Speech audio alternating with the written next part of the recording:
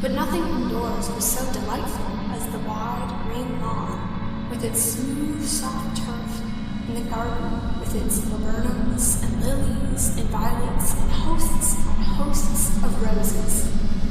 There was a pretty silvery fountain playing among the flowers, so close to a little bower of honeysuckles that the butterflies fluttering about them had to be very careful, or the first they knew, they got their wings soaked through and through with spray.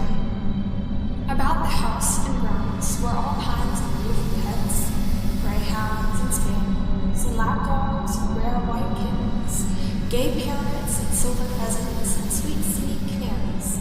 But here, in this pleasantest spot, right under the honeysuckle bower, all alone by himself, in a large green cage, sat an ugly gray owl. He was the crossest, surliest old fellow I ever saw in all my life. I tried very hard to make friends with him, but it was of no use.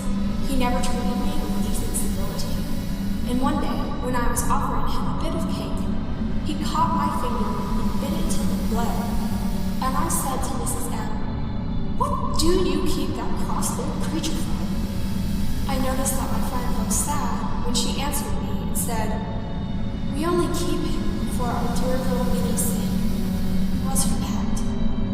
Now, I had never heard of her little Minnie, so I asked about her and was told this story. Minnie was a sweet, gentle little girl who loved everybody and every creature that God had made, and everybody and every creature she met loved her. Rough people were gentle to her, and cross people were kindly. She could go straight up to vicious horses and fierce dogs and spiteful cats, and they would become quiet and mild directly. I don't think that anything could resist her loving ways, unless it were a mad bull or a setting hen. One night, as Minnie lay awake in her bed, in the nursery, listening to a summer rain, she heard a strange fluttering and scratching in the chimney, and she called to her nurse and said, "Biddy, what is that funny noise up there?" Biddy listened a moment and said, "Sure, it's nothing but a stray rook. Now he's gone away, so go to sleep, would you, me darling?"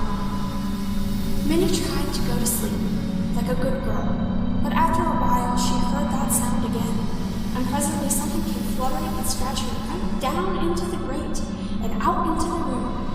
Minnie called again to Biddy, but Biddy was tired and sleepy and wouldn't wake up.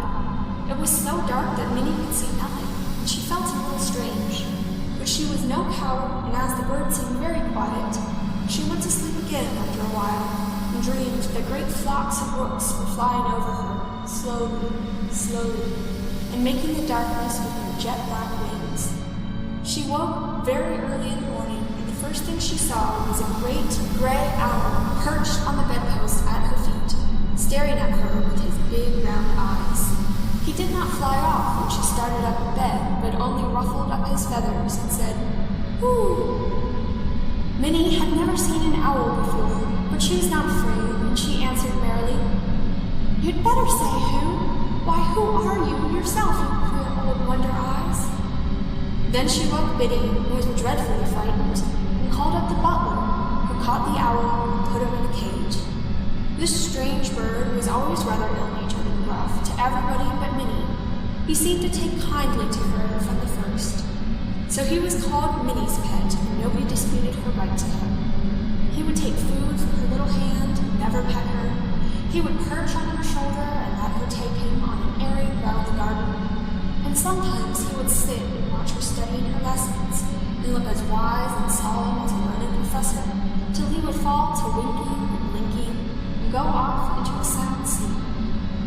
Minnie grew really fond of this pet, brave and unsocial as he was, but she always called him by the funny name she had given him first, Old Wondereyes. In the winter time, little Minnie was taken ill, and she grew worse and worse, till her friends all knew that she was going to leave them very soon. Darling little Minnie was not sorry to die. As she had loved everybody and every creature that God had made, she could not help loving God, and she was not afraid to go to him when he called her. The day before she died, she gave all her pets to her brothers and sisters, but she said to her mother, You take good care of poor old Wondereyes, for he'll have nobody to love him when I'm gone. The owl missed Minnie very much. Whenever he heard anyone coming, he would cry, "Ooh!" And when he found it wasn't his friend, he would ruffle up his feathers and look as though he felt himself insulted. He grew crosser and crosser every day, till there would have been no bearing with him had it not have been for the dear memory of Minnie.